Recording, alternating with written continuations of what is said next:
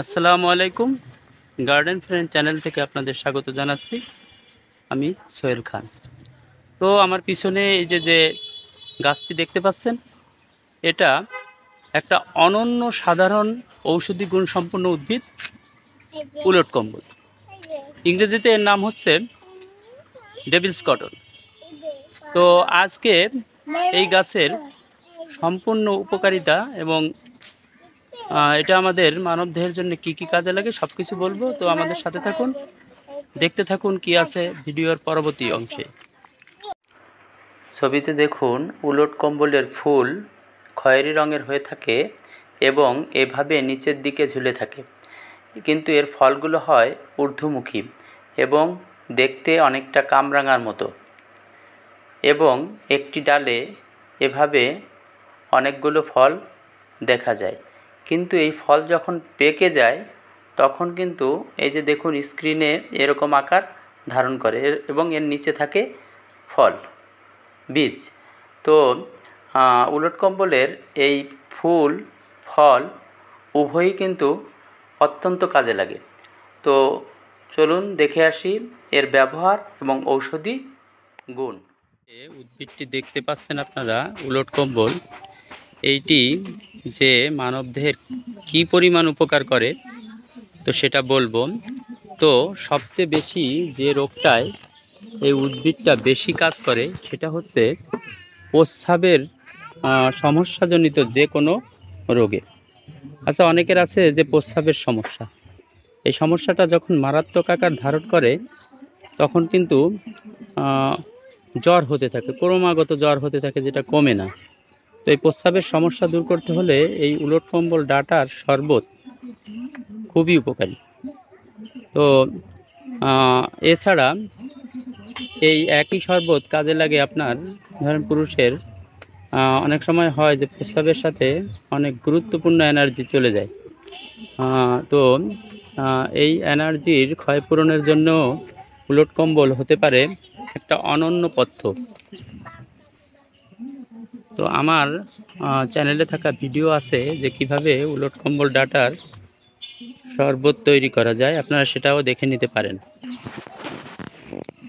তো এই যে দেখুন, এছাড়া অনেক সময় এটাও হয়ে থাকে যে মেয়েদের সাদা স্রাব জাতীয় একটা রোগ আছে, এই রোগটাও উপশম করে থাকে এই উলট কম্বল।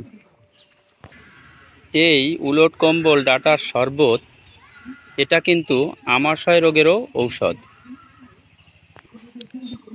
আপনার যদি কিশোর বয়সী কোনো ছেলে মেয়ে থাকে তো এদের যদি দেখেন যে এরা আস্তে আস্তে শুকিয়ে যাচ্ছে, এত খাচ্ছে কিন্তু কোনো ক্রমেই তার স্বাস্থ্যটা ভালো হচ্ছে না, তখন আপনি যদি এই উলট কম্বল ডাঁটার শরবত এক নাগাড়ে খুব ভোরে খালি পেটে 1 মাস যাবৎ খাওয়ান, তাহলে চমৎকার উপকারিতা পাবেন।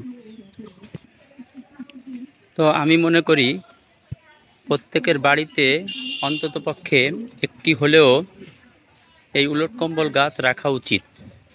যে উদ্ভিদটা এত উপকারী তা হাতের কাছে থাকলে যে আপনার লাভ তা নিঃসন্দেহেই বলা যায়।